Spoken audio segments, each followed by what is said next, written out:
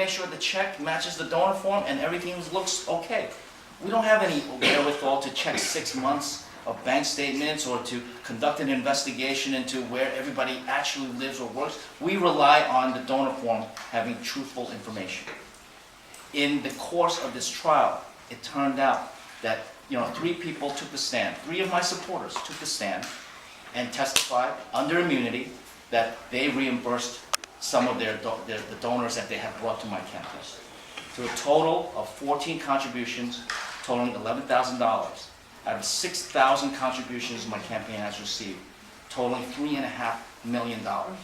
Now look, maybe we weren't perfect, but I submit to you, if any other campaign had been put through this level of scrutiny for 4 years, interrogating thousands of my supporters, reviewing 1 million documents, I think that we would be head and shoulders above any other campaign. And for this prosecutor, in his closing summation, to say, I must have known all about this, and that we used code words without offering a shred of evidence, even though they tapped my phones for 18 months. I must be really special, because I've been told that mob bosses get tapped for 2 or 3 months after all this, not even being able to use one shred of all those wiretaps, all that review. And just simply to say, I must have known about it because we used code words. What were the code words that we used?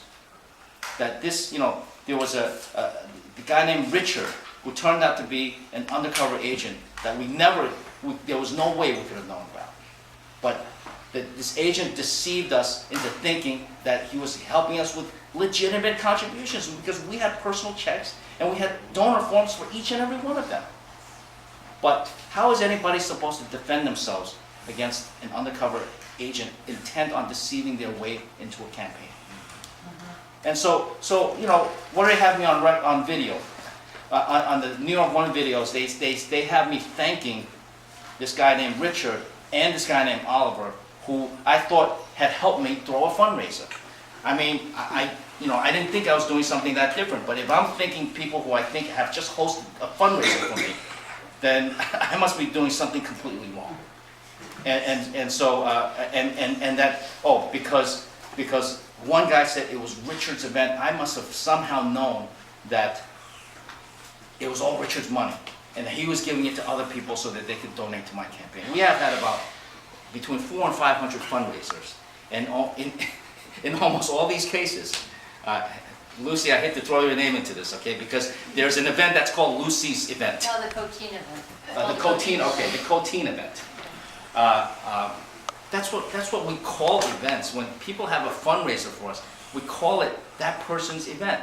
And is this so different than what other campaigns do? And yet somehow I'm supposed to believe that Richard's event means that all the money's coming from him. I mean, look, I don't know what's driving this, and I've never questioned what's driving this campaign. I've always said from the get-go, if anybody thinks that there's anything untoward or illegal or wrong about anything that's being done in my campaign or my office or anything that has to do with me, please investigate.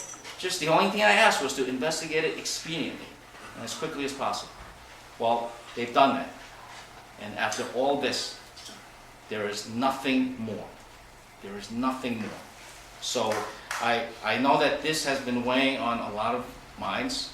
And look, I constantly have to stand before my closest friends because they read about all this stuff in the newspaper and say what I've done and what we certainly have not done. But at the end of the day, as I said before, if anybody had been put under this level of scrutiny, I think that we would still be head and shoulders above everybody else. We have no incentive to cheat or to do anything that's not above board. The fundraising has never been an issue for me.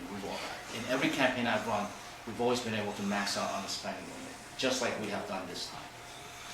And if anybody has any specific questions, or you want to drill me on any aspect of this, I ask you to do so now and not leave this room with any kind of question or uncertainty in your mind.